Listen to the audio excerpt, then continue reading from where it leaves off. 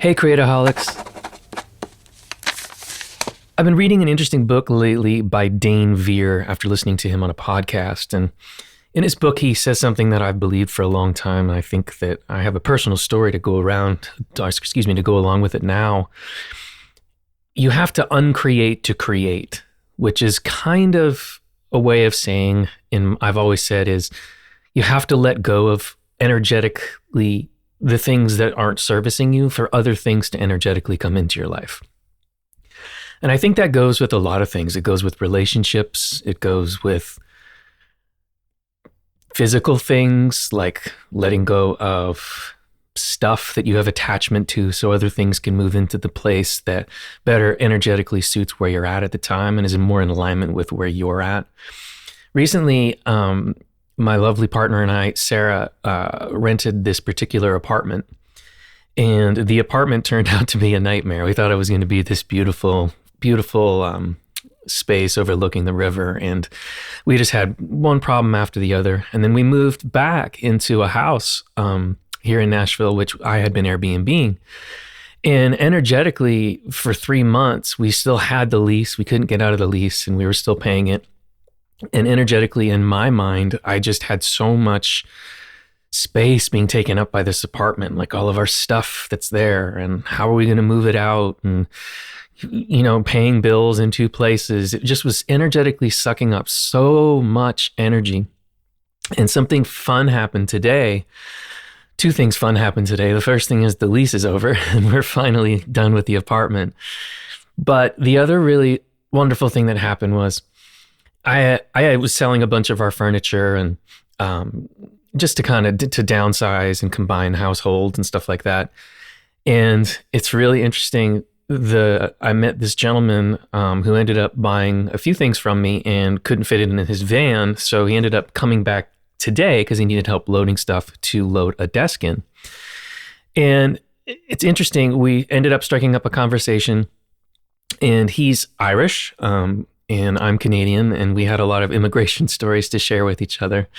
But one of the fascinating things that came out of it is he has a master's in business and marketing. And I have a business that I'm about to launch and some exciting things coming up. And I have a good mind for marketing, and I have a good mind for that stuff. But when it comes to business and things like that, I don't have a lot of experience other than being a freelance person all my life.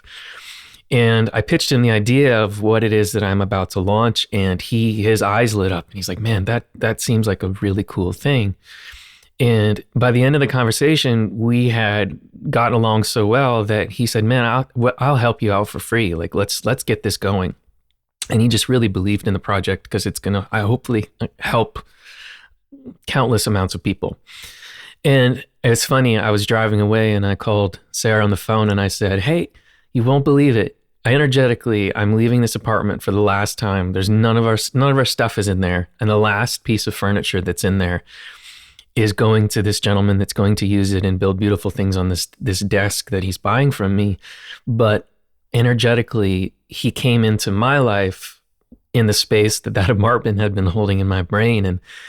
And something beautiful is probably going to come of it, even if it was just a conversation validating the idea and validating what's happening. But I have a connection now for business to help me launch what I envision launching and what I've been working really hard towards. So I guess the question is, what do you have in your life that is holding space? Is it a thing you're holding on to? You're stopping yourself from grieving. You're stopping yourself from letting go of something because you just want to hold it. Is there a person in your life that you need to let go of? Is there, I don't know. You really take a moment to sit and ponder what's taking up energy in your life that's no longer serving you, and what beautiful things can move into that space. As you grow and as you heal and as you become this person that you always were, that you forgot you were, energetically your vibrations start to increase and you start attracting things that are more in alignment with that. And whether you believe in energy or you believe in God or the universe or whatever it is, know that there's things waiting to come into your life that are going to better serve you if you can let go, or as the book says that I've been reading, you can uncreate to create. So I would love for you to take a moment once this podcast is over and maybe sit for 4 or 5 minutes and just really take an inventory of your life and start asking yourself, is there something that I'm not letting go of? And is there something that's could take that space that is a lot more in alignment with where I'm at this time? Peace and love. Thank you so much for listening. If you're new to meditation, experienced with meditation, or looking for a new one to add to your collection, go to createaholics.us to download my free custom meditation, A Glowing Heart. It'll guide you on a journey with handcrafted music to bring light and energy to our most valuable asset, our heart. Peace and love.